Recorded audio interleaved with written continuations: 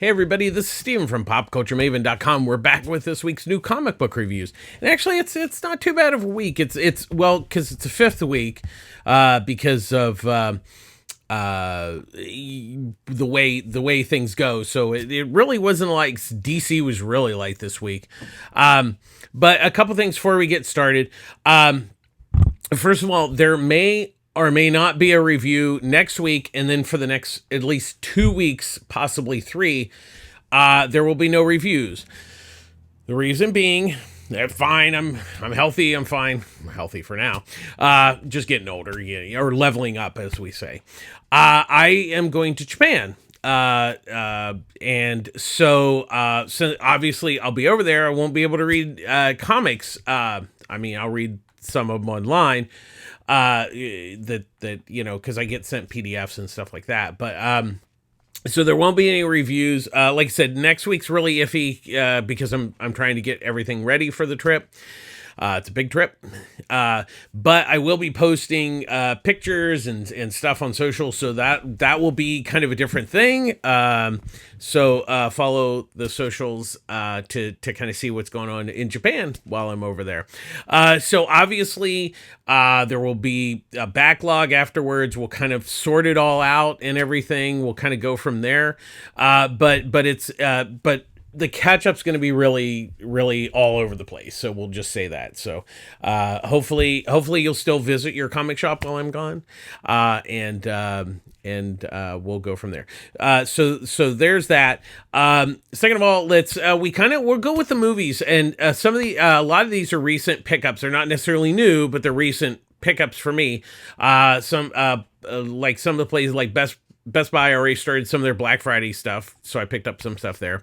We'll get started. We'll get Hey There Yogi Bear, which is from Warner Archives, and Warner Archives basically does stuff that like Warner Home Video won't do, which is a lot of good stuff.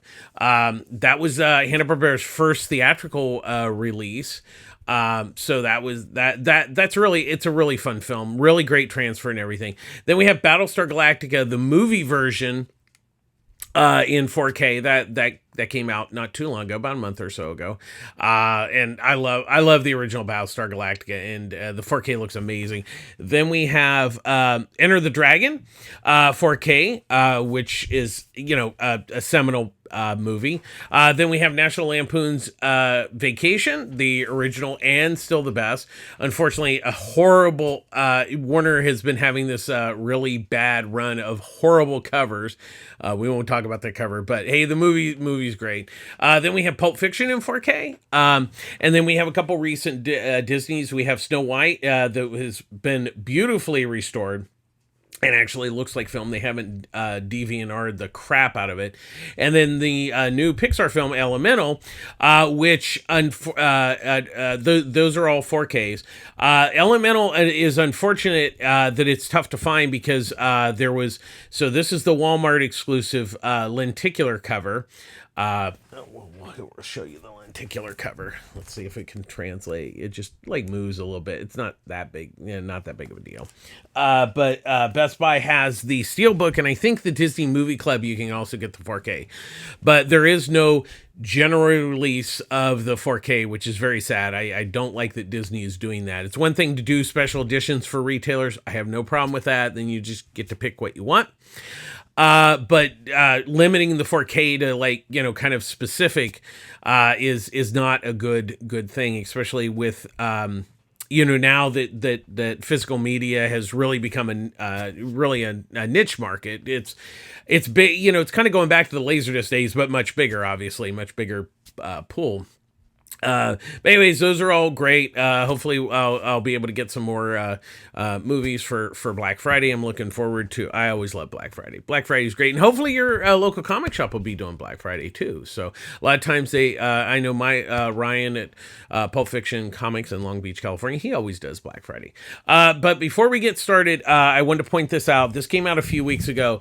It's the Absolute Edition for Superman: Man for All Seasons. It's a glorious hardcover with a slipcase that is Yeah, let me get that. Yeah, because it's really, really gorgeous. It's Jeff Loeb and Tim Sale's, basically Smallville story, which is really great. And Bajar Hansen did the color on the original, the original miniseries.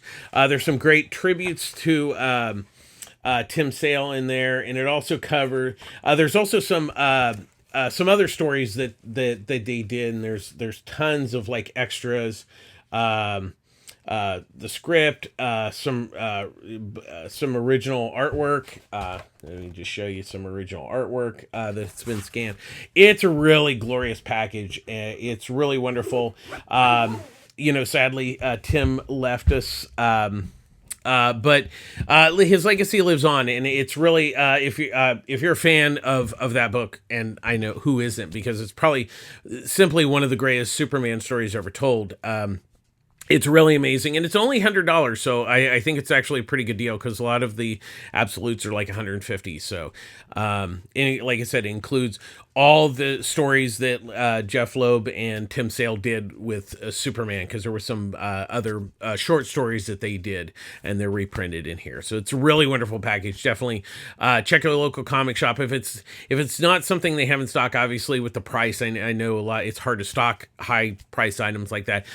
Should be able to be ordered. I know Lunar still has it in stock last time I checked, so definitely check that out. So let's get to the new books this week.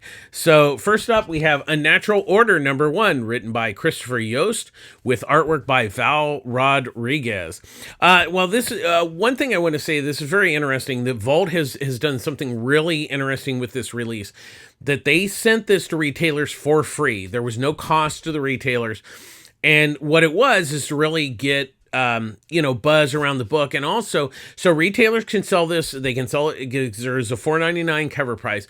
They can give it away. They can sell it for $1. They can do whatever they want to the whole hope is that to get it into readers' hands, and by doing, giving it to retailers for free, then, in the case of my comic shop, Pulp Fiction Comics in Long Beach, California, Ryan has decided to, at least for his regular pool customers, they can ask for it for free. So anybody who wanted it gets it for free.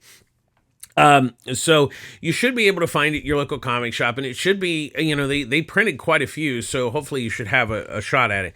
But basically what it is it's kind of, really the best way to describe it is, think of it like Lord of the Rings, there's this, the villain Druid, which we haven't seen, has, it's after the Roman invasions and the fall of Britons, and he has kind of taken power. And so there's, think of like, like I said, Lord of the Rings. So there's this group that is trying to defeat him. And there is one person that is in these wicker fields, which is obviously, I think, from the Wicker Man a little bit, that basically the Druid is scared of. So the team one goes to the island to try to find the Druid, and apparently there's this tree that is his power. And then part of the group goes to, rescue the one that the Druid's afraid of. It was interesting. I wouldn't say that I was blown away by this first issue, but I think it does a good job. It sets everything up. You get to know the characters and kind of what's going on. You get to see, there's an archer, there's a sorcerer, there's, a warrior and stuff like that. Once again, I wasn't necessarily blown away, but I didn't enjoy this first issue. I think Yost did a good job of setting it up. Once again, with a new world and everything, you've got a lot of exposition. Obviously there's a lot of elevator pitch in here, like Lord of the Rings meets, this and that. Which is fine. It's a good way to describe it. Rodriguez's artwork is actually quite nice. It's a really good looking book. Like I said, I wasn't necessarily blown away by this first issue, but I think it had it had enough good ideas to kind of see where they'll take it in the second issue. And once again, that's so check with your local local comic shop dealer. They should be at the very least either giving it away for free or offering it at a substantial discount to get people to read it. So I think it's worth checking out. Like I said, it definitely didn't blow me away, but I think it's got promise, which is always, if you can have that in the first issue, that's always a plus. Next up, we have The Return of Superman 30th Anniversary Special #1. So there's multiple stories. So there's Legacy, written by Dan Jurgens with artwork by Travis Moore, and that's the framing sequence of the book. Then there's Speed, written by Louise Simonson with artwork by John Bogdanovich. Then he had me thinking he was Superman, written and drawn by Jerry Ordway. The Metropolis Kid, written by Carl Kessel with pencils by Tom Grummett and inks by Doug Hazelwood. And then the final story, Betrayal, written by Dan Jurgens and doing breakdowns, and Brett Breeding doing the finishes. So what this is, because it's the 30th anniversary of the death and return of Superman, and so what it was is after the death of Superman, there was these multiple Superman that came to town, basically. There was Steel, there was the Kryptonian, there was Cyborg Superman, and then there was the kid that basically people called Superboy, but he was like his nickname was the Metropolis Kid. So what it is, so there's this framing sequence because Perry in the current story is in the hospital. So what it is Lois is now a temporary editor-in-chief, and so she's reading this journal of Perry, about his, the post-death of Superman and all these other Superman showing up. So that's the framing sequence. So the first story is basically is about Steel, and it's about, him, in his neighborhood, kind of the Harlem of Metropolis is the easiest way to say it. And so these guys come in and Steel, saves the community and stuff. It's a nice story. It's from the same team who did the book back 30 years ago, Simonson and Bogdanovich. And, it's a nice story, and Steele's a nice character. Steele's a good character and everything. It's a nice story. He had me thinking it was Superman is really a neat story with Perry and the Kryptonian Superman. And it's really, the Kryptonian was kind of like, he was kind of a hero, but he was also kind of a villain. Like, he had no problem with beating the snot out of a villain or a bad guy to get the confession. So what Perry has to do is kind of like, okay, I'll help you tell you where the bad guys are, but you need to not kill them. So that was an interesting story. I'm a big fan of Jerry Ordway, so that one was really good. The Metropolis Kid, which is kind of the Superboy story by Kessel and Grummett, which is basically how he was kind of the social media darling, which is kind of interesting because even though this was set 30 years ago, there's a lot of people have cell phones with cameras and stuff. So that was kind of weird to because it's weirdly present day technology, but with the story in the past. I don't know, but it's comics, so you just go with it. That was a fun story. And then the Betrayal is really all the Supermen getting together because ultimately what it is Cyborg Superman has gone rogue and he's killing, going crazy in Metropolis. So what it is Steel, the Kryptonian, and the Metropolis Kid, team up to defeat Cyborg Superman. Then Superman comes back. Oops, sorry, spoiler. None of this is a big surprise.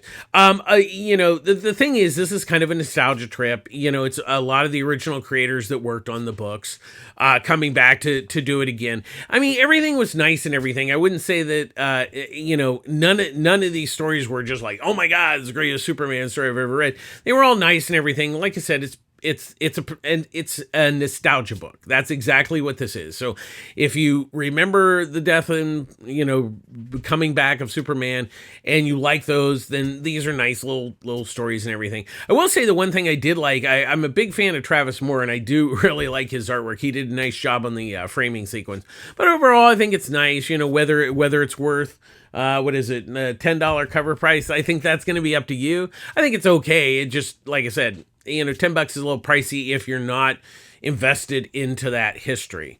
Next up, we have Canary #1, written by Scott Snyder with artwork by Dan Pansion. So now this was originally a Comixology first, so this is the first time it's been in print from Dark Horse. So what it is, it's a story of Marshall Holt, who is kind of like, he's very famous, it's like think of if, he's been in newspapers and stuff like that. And this is this is like the 1800s, so there's no television. It's not like he has a TV series. But basically what it is, he comes to this town because this kid murdered his teacher, and he needs to find out, kind of what's, he's been sent there. And what he finds out that, the kid kind of just went crazy and stuff, and why he went crazy, we don't know. So what it is Holt, has something to do with his past, where, it appears that like his family was killed and there was somebody behind it. And, basically his boss sends him to another. There's been these strange, crazy murders where people all of a sudden like kill somebody. So it has something to do with Holt's past, and how they're all connected, and whether it's, something in the water, nobody knows. But that's kind of the setup here. I think it's really, like the concept, I wouldn't say is original, but I liked it. But really, the artwork by Pansion is really, really nice. He really captures that gritty kind of like 1800s feel. It's a really great looking book. I like the concept of it, and it really gives you a good reason to come back. Now, once again, this was available digitally first, but I'm really glad that Dark Horse is printing this stuff, because once again, I much prefer to read, a physical book than digital. It just doesn't, for me, feel the same. And for some people it does, but I think for a lot of people, this is going to be their first exposure to this book, and I think it's worth checking out this week. Next up, we have Spider-Boy #1, written by Dan Slott with artwork by Paco Medea. And then there's a backup story, Balloonacy, written and drawn by Ty Templeton. So he's a character that came out of, let me see. He came out of Spider-Verse, the Spider-Verse comic, issue 3. I don't know where he showed up. But anyway, so what it is he was a boy that was experimented on, and he was fused with a spider, so that's how he became Spider-Boy.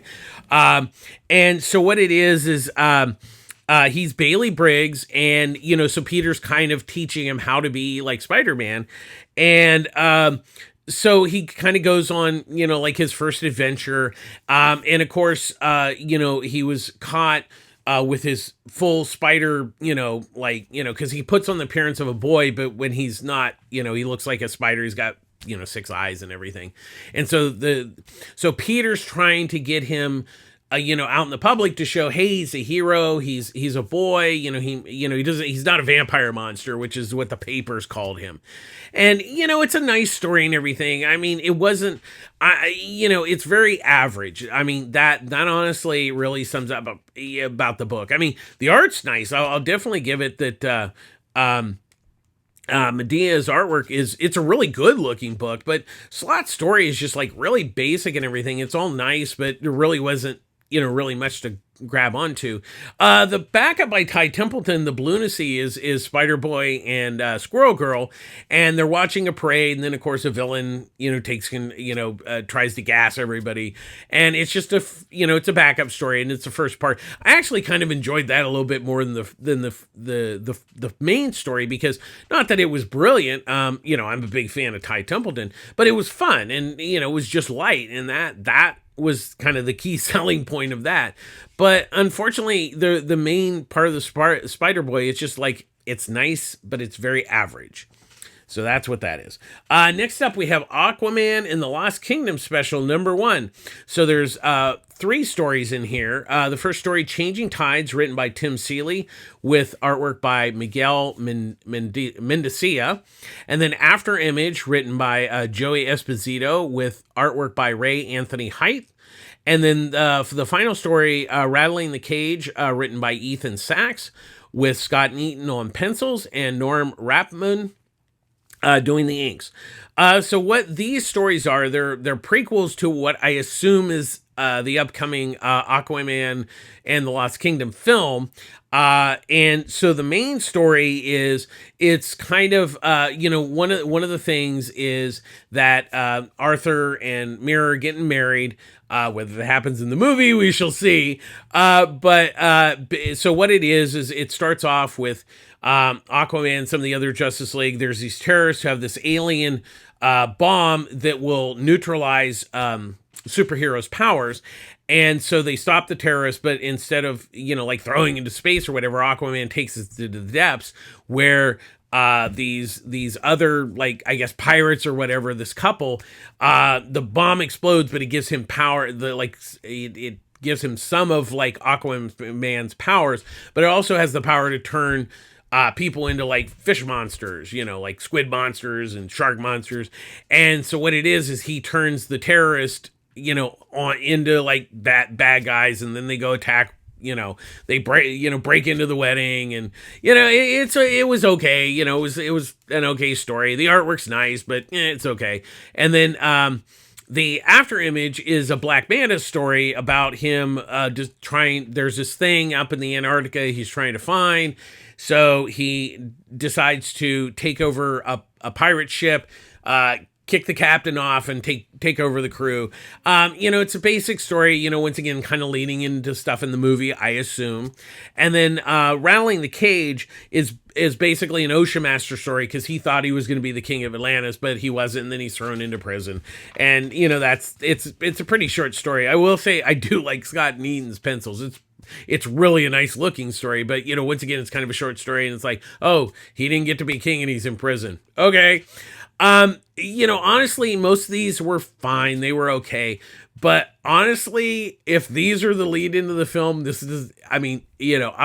all going to go see the film, but it does not instill a lot of confidence. I mean, I liked the first one. I didn't love it. But we'll see. But ultimately, this was just kind of okay. I certainly think you could live without any of these stories. None of them were particularly compelling. They were all nice, but okay stories, nice art. It was not a big win for this one this week. Next up, we have Red Light #1, written by Sarah H. Cho, with artwork by Priscilla Petraeus. So really the best way to describe it, it's Westworld. There's this guy, the Master, has created these sex workers. And so what it is they live in this place, and they have either sex in person if somebody's rich enough, or they have virtual sex, or they put on sex shows. And so, they basically live in a prison, and this is kind of their job. And this one girl, Lacey, she's kind of like, like the special one. And she visits the Master every week, because I don't know, his wife apparently died. And so he reminds her of his wife. But we also find out that he has adopted this orphan girl, Natalie. And Lacey is, she's never met like another person besides the Master, and the doctor that like kind of fix her if her arms gets broken or something like that. So this is all like new, and she, when she goes up to the Master, she gets to see the world. But that's the basic premise there. Think of like Westworld, but with sex robots. That's what it is. It was okay. Like I said, I think the problem is it's a lot like Westworld with sex robots, and I will say that Cho did a nice job of getting to know Lacey. That's actually important because she's like the main character. but there wasn't anything particularly compelling in the story. It's like it was very basic, it's like, okay, there's a big story. There was nothing surprising about it, and I think that was kind of where it unfortunately fails a little bit. I don't think it's awful by any stretch of the imagination. I think there could be some good ideas, but like I said, I wasn't particularly compelled on this first issue. Petraeus's art's nice, it actually, it definitely is a good looking book. I think it's just, once again, the premise is so basic and you kind of, seen this before, that it really didn't, particularly compel me. I mean, I definitely, I'll try to give it a second chance on the second issue, but we'll kind of see where it goes, but it didn't really strike my fancy on the first one. Next up, we have Almost Dead, #1, written by Galaxy, excuse me, with artwork by Ryan Benjamin. So basically what this is, it's a zombie book. And so this girl's, Sarah Walker, she's flying back home to see her dad. And while she's at the airport, she zombies kind of start taking over, but she's in the bathroom. She gets knocked unconscious. She comes out, there's she didn't realize that there's zombies, but the airport's kind of desolate and everything. Excuse me. And basically then she kind of heads home and, this is just, it's not that it's bad. It's just been there, done that. There is nothing original about this. I will say the one nice thing, Ryan Benjamin's art's really nice, but the story is just so I've read this a million times. I've seen this a million times. I've thought of this a million times. There is nothing here that brings anything new to the party. So, literally, sadly, this book comic is pretty aptly titled of Almost Dead. I would say it is pretty much DOA, Dead on Arrival. But yeah, it's definitely a skip this week. It's just not. It's not original. That's really its problem. It's not that it's bad. It's just not original. Next up, we have Supergirl Special, #1, written by Mariko Tamaki, with artwork by Skylar Partridge. So what this is it's a story about Kara, and now that Power Girl's back, that, there's kind of for me, the best way to describe it, kind of like the Brady Bunch. It's like Marsha versus Jan. It's like sibling rivalries. And, so Supergirl's trying, she's having memories of her past on Krypton, because she survived. And so she kind of grew up on Krypton compared to Superman or anybody else. She's the one that has the most memories of Krypton, and they're kind of haunting her and everything. And then there's the whole, Power Girl, sibling rivalry. The story was nice and everything. I don't think that it, brought a lot new, to Supergirl or even Power Girl. Partridge's art's nice. There is the only kind of minor complaint I do have is there was a lot of times where the backgrounds were a little on the bland side, but it was nice. But overall, I think the story was kind of okay. The art was nice, but not anything amazing. It was a nice read, but once again at that a little bit higher cover price, it's a little hard to recommend, because it was okay. Next up, we have the space between #1, written by Cornea Pacheco, and with artwork by Danny Luckert. So this is, a typical story, rich, poor. So the rich people, so they're living on this, space arc, this interstellar arc, which is, built on this asteroid. And so you have, kind of the rich people, like the pilots and the, kind of the upper class. And then you have the lower class, which are basically the workers that grow food, grow algae for oxygen, stuff like that. And what it is, so there's Relva, who's a pilot. She's kind of like she doesn't want to listen to orders. She just does whatever she wants.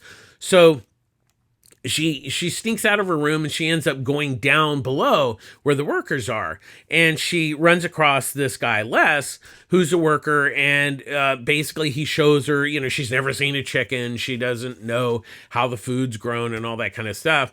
So he takes her back up to the upper levels. They both get arrested.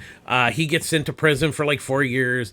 And, and then there's kind of like like a mini revolt with the workers, and, and then, oh, surprise, they fall in love. That's the basic story. Once again, this is kind of, another thing where it's been there, done that. I've read this story like a million times.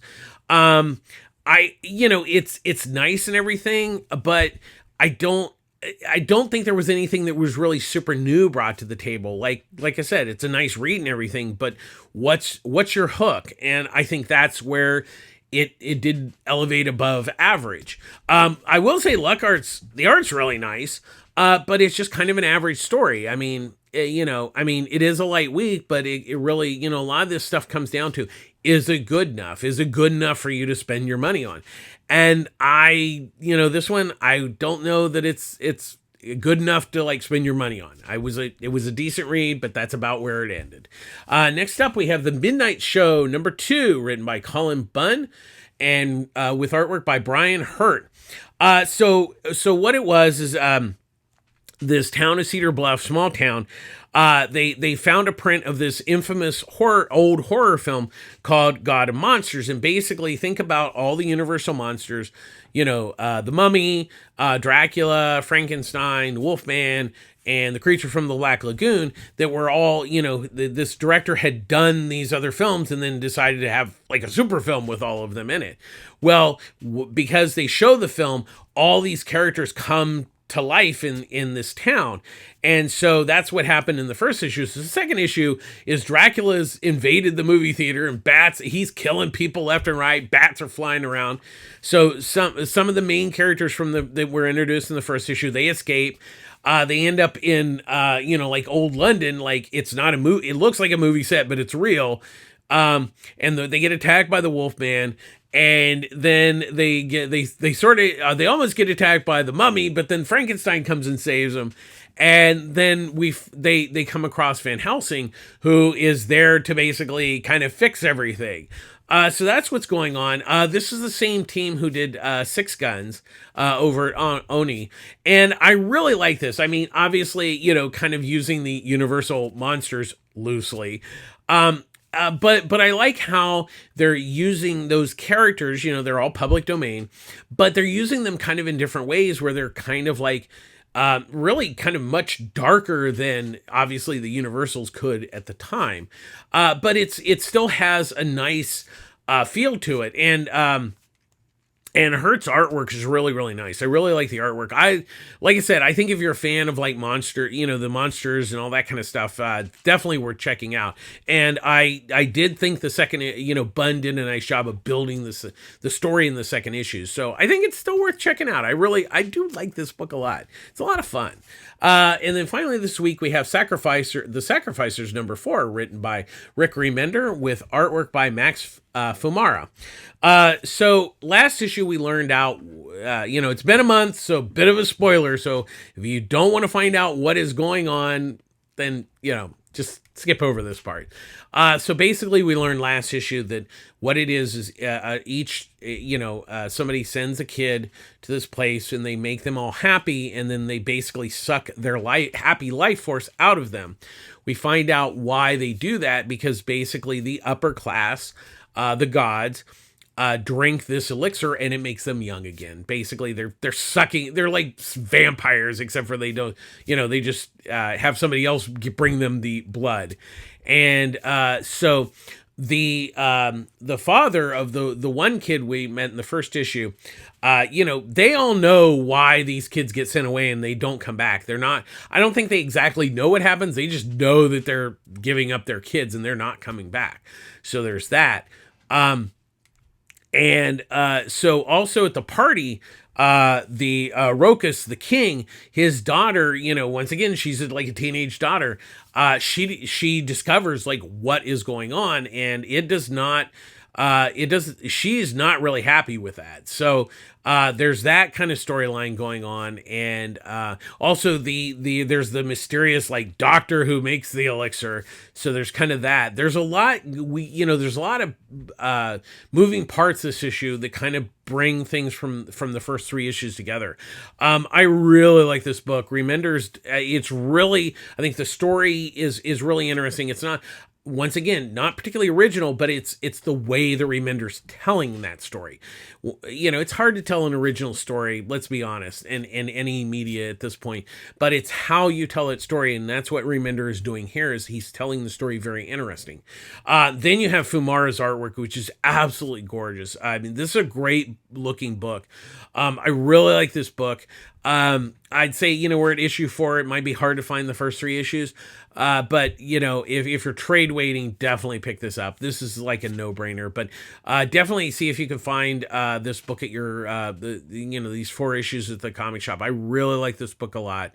It's definitely well worth checking out. So that's going to do it this week. Like I said, I'm not sure if I'll be back next week. I'm going to try, but we'll just kind of see, because I got a lot of things to get ready for that trip to Japan. So, but as always, public service announcement. I get all my comics at Pulp Fiction Comics, Long Beach, California. Ryan Skinner, the owner, runs a great store. There's Annie, there's Wendy, there's Derek. Derek runs their socials. Check out their Facebook group and their Facebook page. They have a lot of stuff going on, and you can see, if you're in the area, definitely check it out. It's a really, really nice store. And Ryan's a really great owner. And he loves comics. I mean, that's really the key to a great comic shop. But also great customers too. But as always, support your local comic shop. It's very important. And as always, we end our show with be kind. Be kind to others. Be kind to yourself. I think a lot of times people forget to be kind to yourself.